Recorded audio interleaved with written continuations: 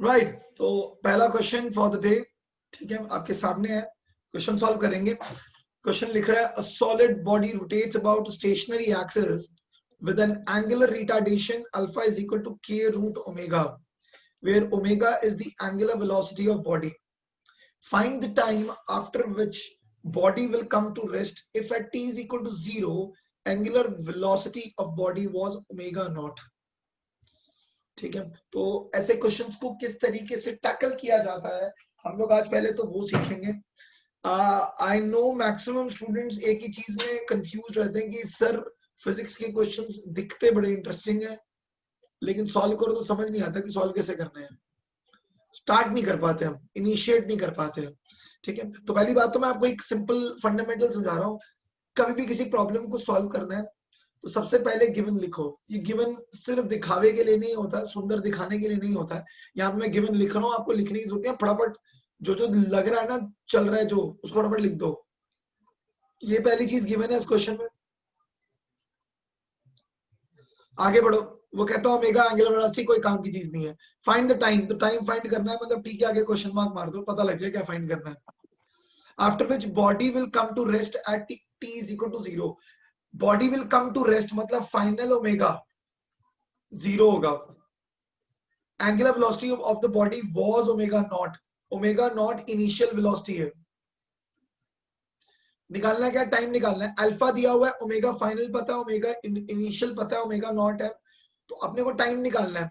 देखो बच्चा, अल्फा का फॉर्मूला क्या होता था, D omega by d T, correct है। अब ये हमारे को फॉर्मूला टू बी यूज्ड हमारे को दिख रहा है यहाँ पर इस पूरे क्वेश्चन में। आपको अल्फा का फॉर्मूला पता है, ये सबको पता है, alpha is equal to D omega by d t रहता है। अब अल्फा का रिलेशन ऑलरेडी क्वेश्चन में दिया हुआ है, दैट इज के रूट ओमेगा, और आगे दिया हुआ D omega by d T. अब मुझे निकालना क्या है, टाइम निकालना है। बच्चा एक्सेलरेशन से वेलोसिटी निकालनी है, बेसिक मैथमेटिक्स के लेक्चर याद करो। एक्सेलरेशन से वेलोसिटी निकालनी है तो इंटीग्रेट करना पड़ेगा, है ना। वेलोसिटी से एक्सेलरेशन निकालना है तो डिफरेंशिएट करते हैं, लेकिन अगर एक्सेलरेशन से वेलोसिटी निकालते हैं तो इंटीग्रेट करते हैं। इंटीग्रेट करेंगे तो क्या हो जाएगा, D omega is equal to D omega by root omega is equal to K D T. Can I do that, can I shuffle this, root omega को नीचे ले आया, dt को ऊपर ले गया। हाँ सर। ठीक है, now I can integrate both the sides. वो कहता है at time t is equal to 0। अब देखो लिमिट कैसे सेट कर रहा हूं मैं। वो कहता है जब time t is equal to 0 था तो उसकी वेलोसिटी कितनी थी, omega naught. Time t is equal to t जो मुझे फाइंड करना है एक्चुअली, उस टाइम पे फाइनल वेलोसिटी कितनी है, 0,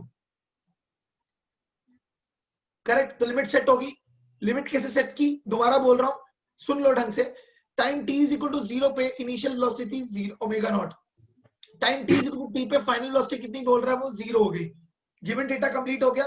can I integrate this, yes sir, it's so simple. See, omega raise to minus half ले जाता हूं, डी ओमेगा, ओमेगा नॉट से लेकर 0 तक, राइट। ये कंडीशन आ गई, एक minute.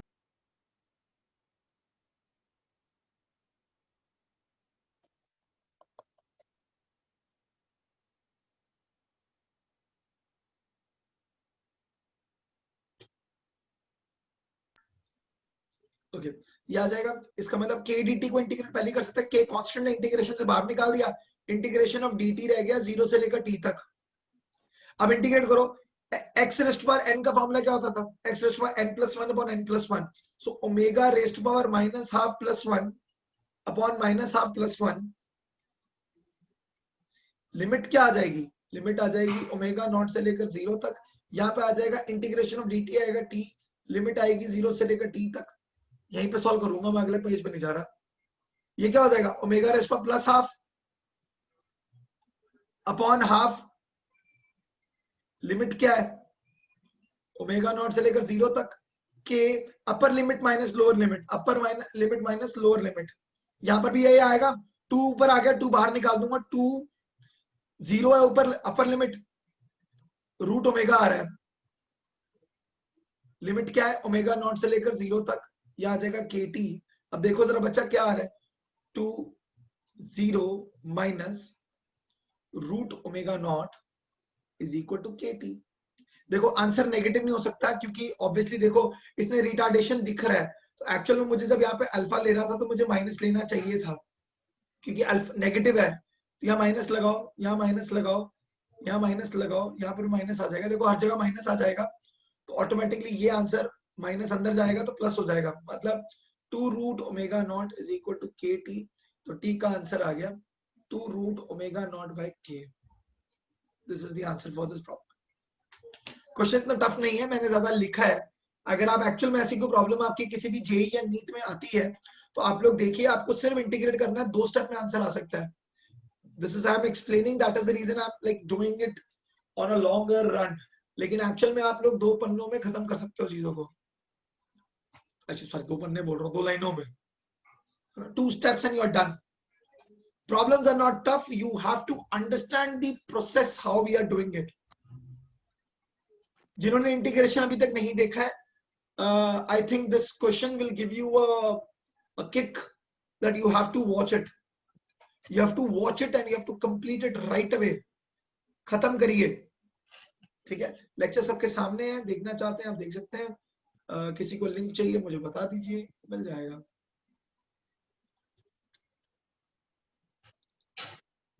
I think I've seen here is revising basic mathematics.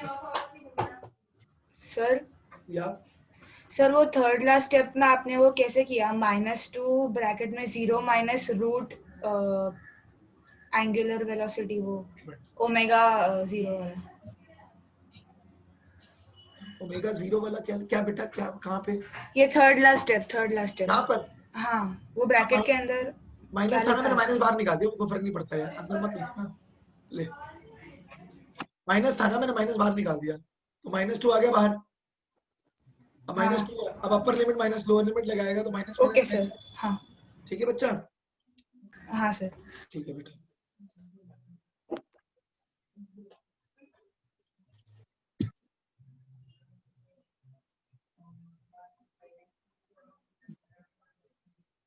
Good दोस्तों, गुड। आई थिंक समझ आ गया सबको, right? Let's move to the next problem. I think ठीक है, जिनका नहीं हुआ फटाफट स्क्रीनशॉट खींच लो, because I am not gonna wait more, another minute and moving, right? Next problem.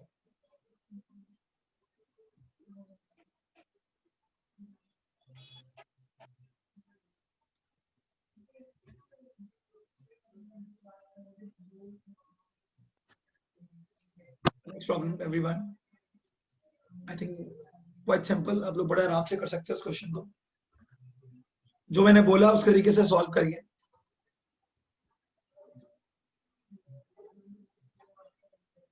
I'm giving you 2 minutes. Cool. Let's start with this. क्या क्या given है? A wheel is subjected to a uniform, एक minute, किसने answer दिया शायद, 4:1. Okay, let's see. देखते हैं। कहता है initially it was at rest. तो दोस्तों मैं आप given नहीं लिख रहा हूँ, मैं एकदम फॉर्मली नहीं लिख रहा हूँ, फटाफट बताऊंगा। Initially rest मतलब ओमेगा नॉट कितना था, 0 था, ठीक है। तो 2 सेकेंड्स में, फर्स्ट 2 सेकेंड्स में वो θ1 गया, θ1 इन फर्स्ट 2 सेकेंड्स। वो कहता है in next 2 seconds it rotates through an angle θ2। Oh sorry, initially देता हूं, ठीक है। तो θ2 इन नेक्स्ट 2 सेकेंड्स, तो नेक्स्ट 2 सेकेंड्स में वो θ2 ट्रैवल किया है, ठीक है। सेकंड फेज में आपको बोलना है find the ratio of θ2 to θ1। Okay cool, तो लेट्स डू दिस वे। देखो बच्चा इनिशियली 0 है, तो मैं काम कर सकता हूं, मैं लगा सकता हूं θ1 is equal to half alpha, क्योंकि यूनिफॉर्म एंगुलर एक्सेलरेशन लिखा हुआ है, हाफ अल्फा 2 का स्क्वायर। इसको सॉल्व करो जरा, θ1 का वैल्यू कितना आया, 2 अल्फा। इक्वेशन नंबर 1 बना के छोड़ दो, है ना। 2 का स्क्वायर 4 हो गया, यहाँ कैंसिल कर देंगे आंसर आ जाएगा। वही दूसरा केस देखो जरा, अब θ2 कहता है नेक्स्ट 2 सेकंड्स में आया है।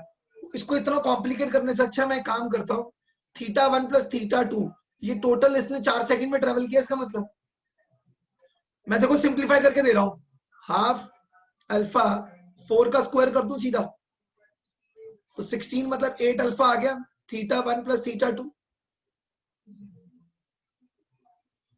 है ना। इसको इक्वेशन नंबर 2 बना दूं। अब एक काम करता हूँ, इक्वेशन 1 को इक्वेशन 2 में पुट करता हूँ, तो 2 alpha plus theta 2 is equal to 8 alpha आ गया। तो थीटा 2 का वैल्यू कितना आ गया 6 अल्फा। इक्वेशन नंबर 3 बन गया। अब 3 और 1 को अगर मैं डिवाइड कर दूं तो आंसर आ गया। तो theta 2 by theta 1 is equal to 6 alpha by 2 alpha. Alpha alpha cancel हो गया। थीटा 2 बाय थीटा 1 का आंसर कितना आ गया 3। बच्चा यहां से मैं आपको क्लियर आइडिया दे रहा हूं कि आप लोगों को वैरायटी ऑफ क्वेश्चंस कैसे आते हैं, आपको किस तरीके से अपनी अप्रोच को रखना है।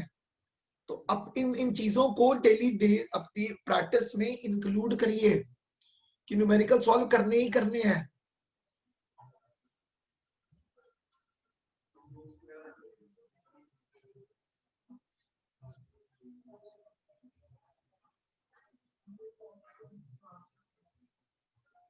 ठीक है, कोई बात नहीं, गलती समझ आनी चाहिए। गलती इंपॉर्टेंट है कि कुछ गड़बड़ किया है तो पता लगना चाहिए कि क्या गलती हुई है, वही गलतियों से हम लोग आंसर निकालने वाले हैं।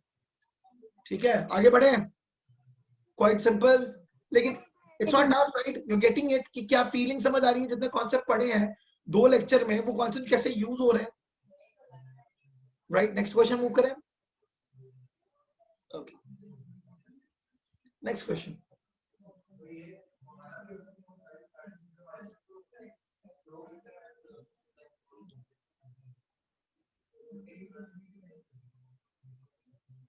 Right, let's do this.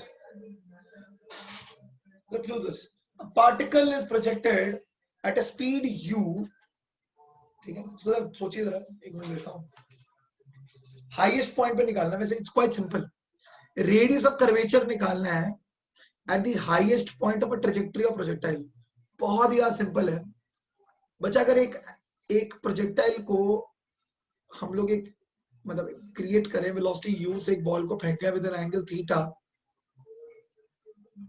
It will move like this. थोड़ा ऊपर ज्यादा फ्लैट हो गया।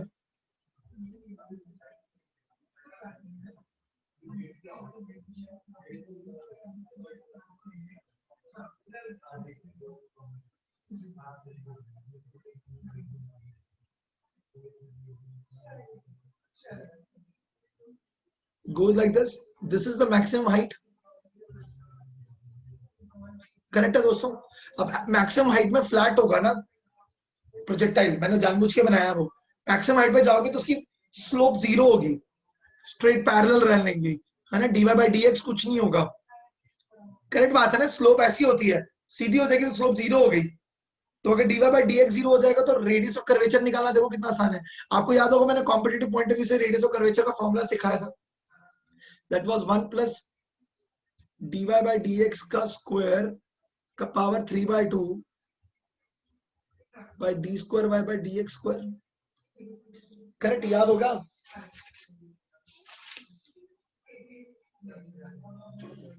अब करो, क्या करेंगे? क्वेश्चन राइज होता है कि सर इसको कैसे निकालें, है ना? ये थोड़ा कॉम्प्लिकेटेड क्वेश्चन है, अच्छा क्वेश्चन है, इट्स गुड प्रॉब्लम। अब ये हमारे को रेडियस ऑफ कर्वेचर का फॉर्मूला पता है। So what should be our approach? हम लोग ये काम करते हैं, हम y की अगर इक्वेशन बना दें तो कुछ हो सकता है। आपको याद होगा मैंने बताया था y is equal to x tan theta into 1 minus x by r करके आंसर निकाल सकते थे, शॉर्टकट सिखाया था। अब देखो जरा बेटा, जो क्वेश्चन डबल कॉन्सेप्ट्स के बेस्ड पे आते हैं कैसे होते हैं, ये देखो जरा। तो x tan theta minus x square tan theta upon range. Range का फॉर्मूला क्या था? u square sine 2 theta by g, जिसको हम लोग रीशफल करके अपनी ओरिजिनल इक्वेशन निकाल सकते हैं।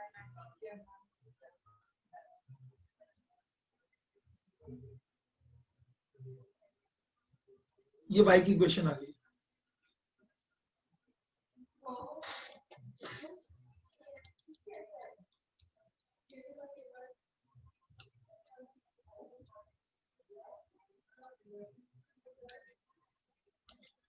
ठीक है, तो बेसिकली मेरा पर्पस डबल डिफरेंशिएशन फाइंड करने का है।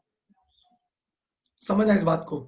मुझे dy बाय dx निकालूंगा तो देखो जरा ढंग से, dy बाय dx निकालो जरा, डिफरेंशिएट करो इसको।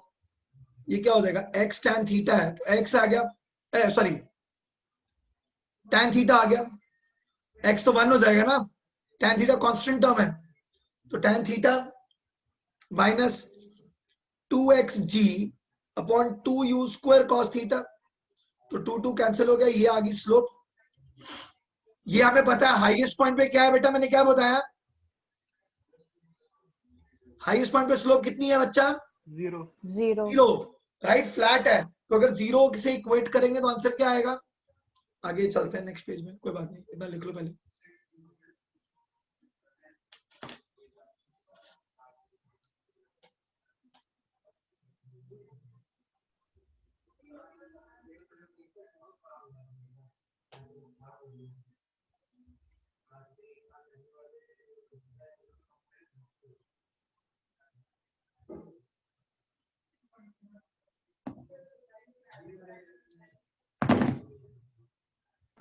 Sir 2u square cos theta 4u square क्यों नहीं हुआ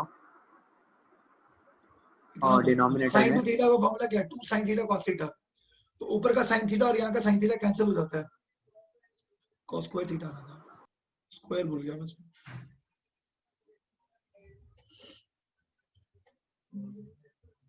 मैंने cos स्क्वायर लिखना भूल गया था बच्चा, बाकी सब सेम है। यहां से क्या समझ आता है, आगे चले। अगर स्लोप को 0 इक्वेट करेंगे तो आंसर क्या आएगा, देखो जरा, 0 is equal to tan theta minus x, क्या है, एक्स जी बाय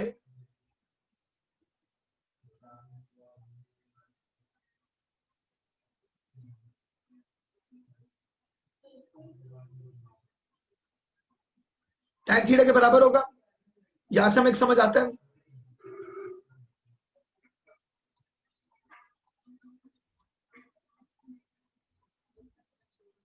ये कैंसिल हो जाएगा, तो x g by u square is equal to sine theta cos theta. Correct, मैं यहां तक छोड़ देता हूँ 2 मिनट के लिए, क्योंकि मुझे डबल डिफरेंशिएशन तो फाइंड करनी है। अब dy बाय dx का आंसर हमारे सामने ये रहा, तो डबल डिफरेंशिएट करो जरा, तो ये तो कांस्टेंट टर्म है, tan थीटा एक कांस्टेंट टर्म है, there is no x over there because with respect to x differentiate कर रहे हैं, तो ये 0 हो जाएगा, है ना, तो ये 0 हो गया, minus g upon u square cos square theta.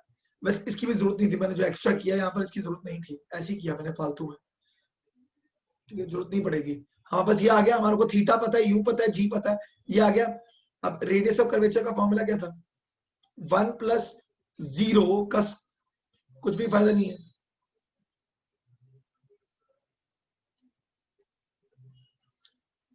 Upon minus g upon u square cos square theta. Minus ये माइनस लगाने की जरूरत ही नहीं है, हमने को सीधा आंसर निकालेंगे हम लोग, तो है ना, माइनस लगाने की जरूरत नहीं है, तो माइनस रिमूव कर देते हैं हम लोग। आंसर क्या आया, वो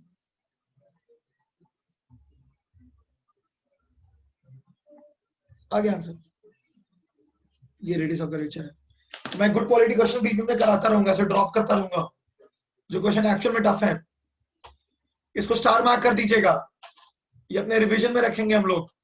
जब भी आप सर्कुलर मोशन रिवाइज कर रहे हैं, you should go through this, ताकि आप लोगों का ये जो कैटेगरी के क्वेश्चंस आते हैं, I just turn my page, वापस ले आऊंगा, डोंट वरी, ये जो इस कैटेगरी के क्वेश्चंस आते हैं, इस कैटेगरी के क्वेश्चन में ये फॉर्मूला याद नहीं रहेगा, मैं बोल रहा हूं सामने से, भूल जाओगे। तो इस कैटेगरी के क्वेश्चन को अगर आप दिमाग में रख लोगे ना, तो रिवीजन में रखना है इस क्वेश्चन को, this question is a part of your revision now, star mark करके रख लीजिए, ताकि इस टाइप के क्वेश्चन अगर कभी भी आएंगे तो you are able to handle, और रिवाइज करने के लिए प्रॉब्लम है आपके पास, ठीक है। जल्दी नोट करेंगे ताकि मैं आगे बढ़ूं और मैं और वैरायटी ऑफ क्वेश्चंस आप लोगों के साथ डिस्कस करूं। We'll surely talk about this in the at the end of the session, how you felt, कैसा लगा ये सेशन।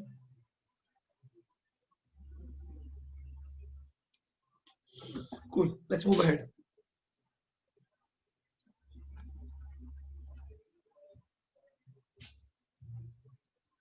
बड़ी रेडियस ऑफ कर्वेचर नेगेटिव लेके जाने का कोई फायदा नहीं है, इसलिए मैंने माइनस को इग्नोर कर दिया।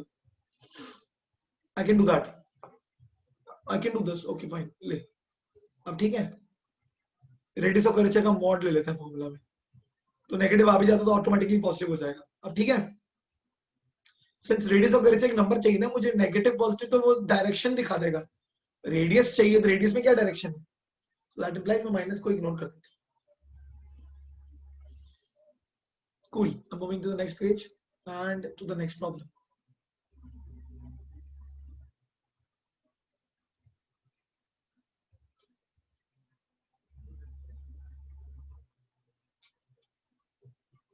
Right. Okay. अच्छा ये क्वेश्चन और अच्छा है।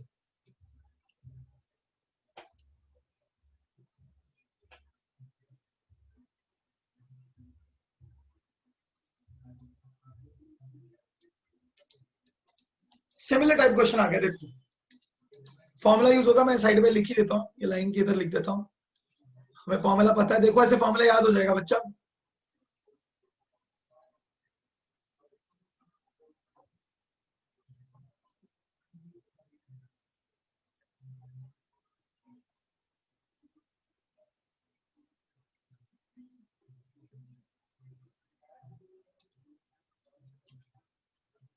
अब इस क्वेश्चन को कैसे सॉल्व करेंगे, सी क्या कहता है वो, सॉल्यूशन देखेंगे, थोड़ा छोटा लिखने की कोशिश करूंगा मैं।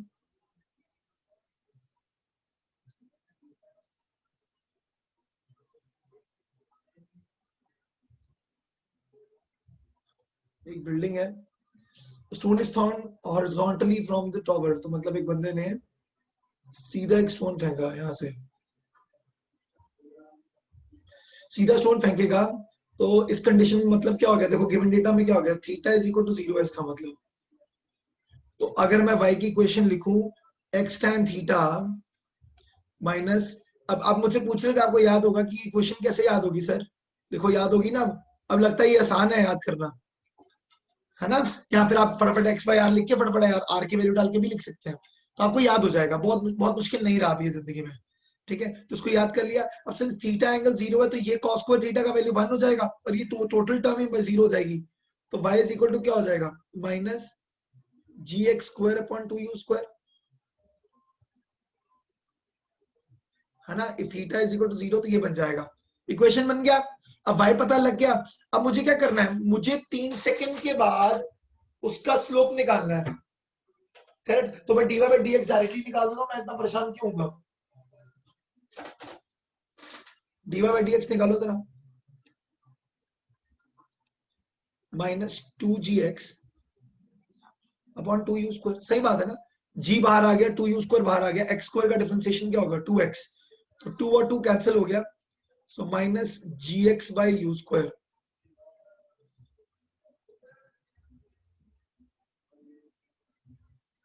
अब आप एक चीज देखो, आप कहोगे कि सर x कैसे निकालूं, बचा आपने 10 मीटर पर सेकंड से सीधा फेंका है ना, तो कैसे भी प्रोजेक्टाइल जाए, जस्ट ड्रॉ ओवर हियर, कैसे भी प्रोजेक्टाइल जाए ये वेलोसिटी ऐसी रहेगी ना, तो x की वैल्यू निकाल, ये कितना डिस्टेंस ट्रेवल किया 3 सेकंड में, तो सीधी बात है इन 3 seconds x will be equal to how much, 3 into 10 30, oh sorry meters, yeah, x is equal to 30 meters, value put करो जरा, स्लोप में वैल्यू कितनी आई, minus g into 30 upon u square मतलब 100, तो 0 0 कैंसिल, 10 और g cancel, dy by dx का value कितना आ गया, -3, एक आंसर आ गया। अब डबल डिफरेंशिएशन करूंगा, कर सकता हूं, यही कर दूं फटाफट, d square by d x square का आंसर क्या आएगा, minus g by u square, this will be equal to minus 10 by 100, तो -1/10 आ गया। अब मैं रेडियस ऑफ कर्वेचर में वैल्यू डालू, देखो 1 प्लस -3 का square raise to power 3/2 upon -1/10, again negative को इग्नोर कर सकता हूं मैं, मॉड निकाल रहा हूं ना मैं, तो मुझे सिर्फ रेडियस का वैल्यू चाहिए, तो देखो उसको माइनस को इग्नोर कर देना, एंड में नीचे क्या आ जाएगा, 1 प्लस 9 अपॉन -1/10, तो इंटू 10 ऊपर ले जाता हूं, तो 10 रेस्ट पावर 3/2 इंटू 10, आंसर क्या आ जाएगा 10 rest power 5/2, Radius of curvature. What is the answer? 100 root 10. That's right. 2.5 आ गया ना ये. 5/2 is 2.5. तो स्क्वायर तो करना ही है और बाकी 0.5 रह जाएगा. तो 10 का स्क्वायर क्या आ गया? 100 रूट 10 आ गया आंसर.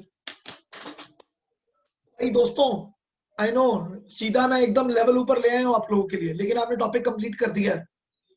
दिस शोज कि आप लोगों को प्रैक्टिस और करने की जरूरत है.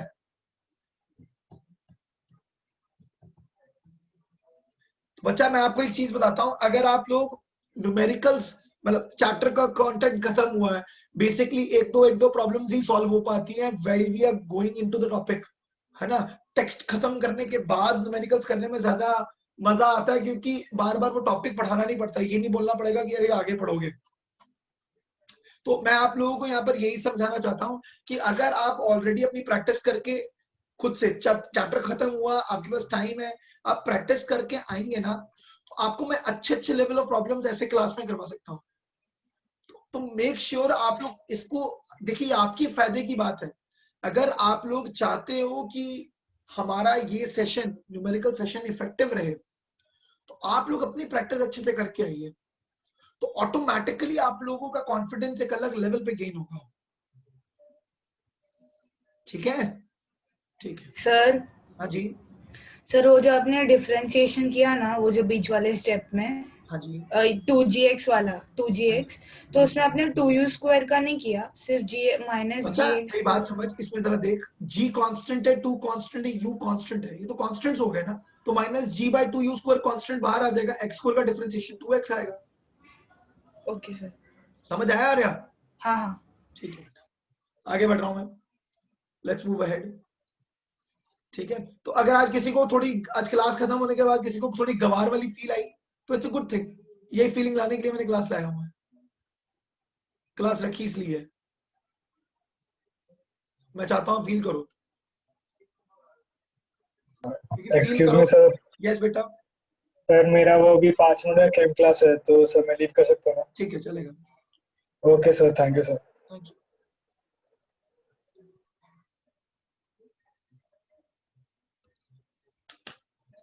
Cool.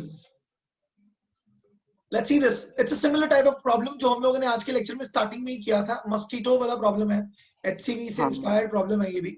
ठीक है, क्वेश्चन कहता है horizontal disc which is free to rotate about its vertical central axis is initially at rest. मतलब ओमेगा नॉट. देखो बेटा क्वेश्चन को, अच्छा जनरली क्या होता है, बच्चे बहुत टाइम वेस्ट करते हैं जब एक्चुअल पेपर आता है ना, कि अरे हमने क्वेश्चन पढ़ा, अरे हाँ ये मैं कर सकता हूँ, या डिक्लेयर कर दो कि मैं कर ही नहीं सकता हूँ. दो ही चीजें होती हैं. अगर आपको लगेगा यार हाँ मैं कर सकता हूँ या ट्राई कर सकता हूँ, तो आप क्वेश्चन को आपने पढ़ लिया, आपको लगा मैं ट्राई कर सकता हूँ, दोबारा पढ़ोगे, फिर तीसरी बार उसके डेटा निकालोगे. नहीं, कभी नहीं ऐसे करना. क्वेश्चन को रीड कैसे करना, एक स्ट्रेटेजी होती है. स्ट्रेटेजी क्या है? क्वेश्चन पढ़ रहा हूँ, अब देखो मैं तुम्हारे सामने पढ़ रहा हूँ, मैंने भी पहली बार देख रहा हूँ क्वेश्चन. क्वेश्चन क्या है? A horizontal disc which is free to rotate about its vertical central axis is initially at rest. Hence मैं क्या कर दूंगा, ओमेगा नॉट 0 कर दूंगा. at a distance r from the axis, मतलब r मार को डिस्टेंस दे दिया. A coin is placed on the disc and the friction coefficient between the coin and the disc is mu. तो ये सब given data मैं अलग अलग साइड पे लिखता जा रहा हूँ. Find the angular speed. क्या फाइंड करने को बोल रहा है? फाइनल ओमेगा निकालने को बोल रहा है. At a disc should be rotated so that coin will start slipping. तो यार सिंपल सा फैक्टर है, एक ऐसी स्पीड निकालनी है जहां पर इसका ये सेंट्रीफ्यूगल फोर्स इसके फ्रिक्शनल कोएफिशिएंट के बराबर हो जाए. खत्म. उसके बाद जो भी आपका, जब भी जितना भी स्पीड आप बढ़ाओगे उसमें वो निकल लेगा, स्लिप होना शुरू हो जाएगा. मतलब m omega square r is equal to mu mg. लो भाई, इसका मतलब कॉइन का क्या मास है? 5 रुपए का सिक्का रख रहे हो या 1 रुपए का सिक्का रख रहे हो या 10 रुपए का सिक्का रख रहे हो, कुछ फर्क नहीं पड़ता. मास के इंडिपेंडेंट चीज है ये. ठीक है, तो ओमेगा स्क्वायर हमारे को फाइंड करना है. आर आपको आर दिया हुआ है, म्यू आपको म्यू दिया हुआ है, जी तो दिया ही होता है. तो ओमेगा का वैल्यू क्या आ जाएगा? म्यू जी बाय आर का रूट. खत्म, आंसर आ गया. क्वेश्चन देख रहे हो कितना लंबा था? इतना लंबा. आंसर कितना है? 2 स्टेप में. क्यों? क्योंकि हम लोगों ने बार बार क्वेश्चन पढ़ने में अपना टाइम इन्वेस्ट नहीं किया, ना ही हमने अपने आप को कंफ्यूज किया है.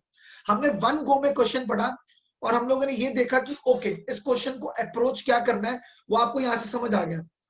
देखो मैंने क्या किया, पहले मैंने गिवन डेटा निकाला, फिर मुझे समझ आ गया कहीं ना कहीं सेंट्रीफ्यूगल फोर्स काम आएगी, क्योंकि मैंने डायग्राम देखा तो मुझे समझ आ रहा है कि ये क्यों स्लिप करेगा, क्योंकि सेंट्रीफ्यूगल फोर्स को बाहर खींच रही है लेकिन फ्रिक्शन उसको रोकना चाहती है। तो अगर मैं फ्रिक्शनल फोर्स को सेंट्रीफ्यूगल फोर्स के इक्वेट कर दूं तो मैं आंसर निकाल दूंगा, आंसर आ गया। Again please see the ideology behind the problems. क्या दिमाग लगाकर हम लोग क्वेश्चंस को अप्रोच करते हैं, वो अप्रोचिंग अगर स्ट्रेटजी और आपका तरीका सही है तो क्वेश्चंस को जल्दी सॉल्व किया जा सकता है। ठीक है, आई थिंक अभी तक समझ आ रहा है, कोई प्रॉब्लम नहीं है। Right, good good guys, good.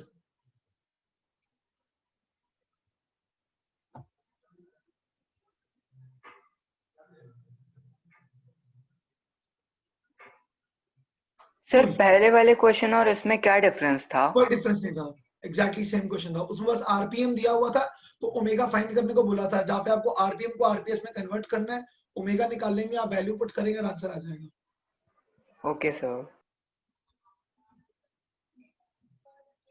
Moving ahead and moving with let's see.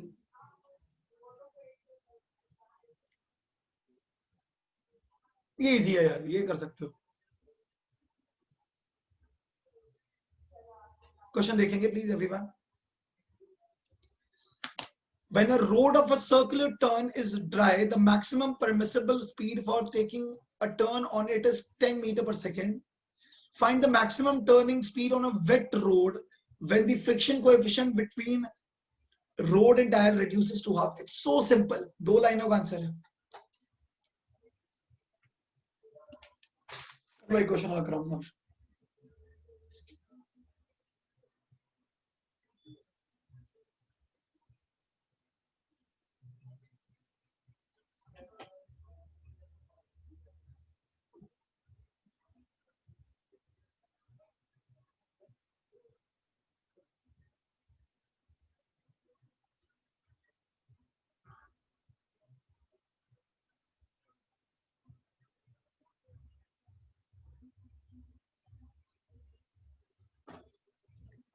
बच्चा करो जल्दी, इतना मुश्किल क्वेश्चन ही नहीं है।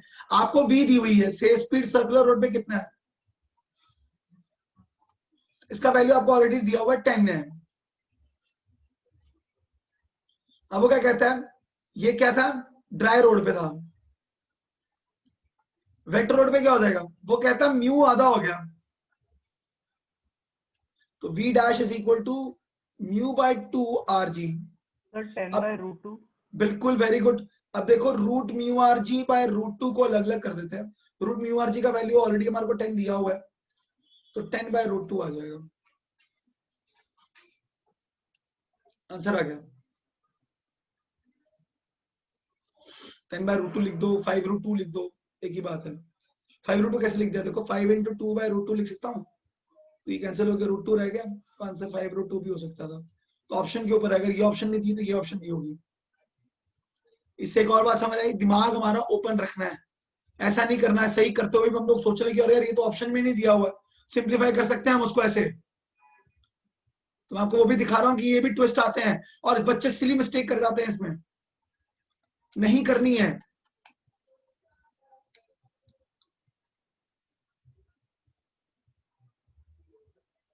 Should I move ahead? Okay. 1 minute sir. Okay.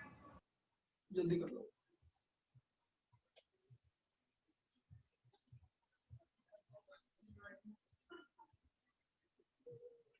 हाँ सर, हो गया। Thank you.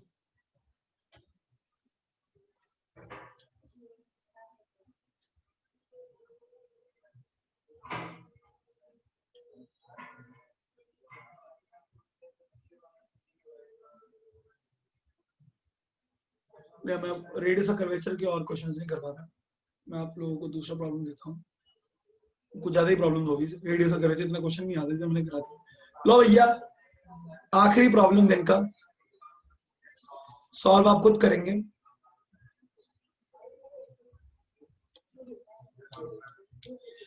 Circling inside wheel of death. A bike rider wishes to circle inside a wooden vertical cylinder. Diagram बनाते जाएंगे साथ साथ।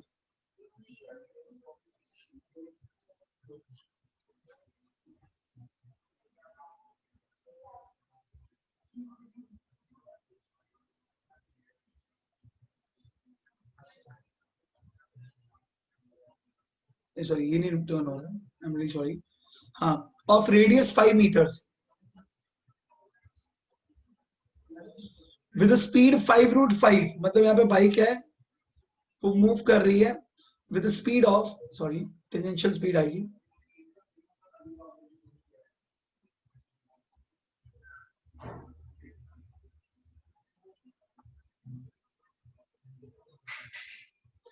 Find minimum value of coefficient friction between tyres and walls. क्या करेंगे, आपको याद होगा ये क्वेश्चन, ग्रेविटी को ओवरकम करने के लिए फ्रिक्शन हेल्प करेगी, तो उसका खुद का जो वेट है that should be equivalent to mu into centrifugal force, है ना, सेंट्रीफ्यूगल फोर्स ले लेंगे, तो मतलब mg is equal to mu into m v square by r। अब m और m कैंसिल हो गया, इसका मतलब मास इंडिपेंडेंट है, मतलब इसका मतलब वो चाहे स्प्लेंडर घुमाए या हार्ले डेविडसन घुमाए, इररिस्पेक्टिव है, समझ रहे हो, क्योंकि mass of the bike doesn't matter, ठीक है। तो g इज इक्वल टू क्या हो जाएगा, mu into v square by r. अब g पता है 10 है, म्यू हमारे को निकालना है, वी स्क्वायर दिया हुआ है 5√5, मतलब 25 इंटू 5 125 आ गया, आर आपको 5 मीटर दिया हुआ है, 5 से कैंसिल करो, ये कितना आ गया 25, तो म्यू का वैल्यू कितना आ गया दोस्तों 10/25, which means 2/5, 2/5 can be written as 0.4। 0.4। Very good, answer आ गया हमारे पास। सर ये HC वर्मा का क्वेश्चन है। बिल्कुल दोस्त, बिल्कुल सही पकड़े हो।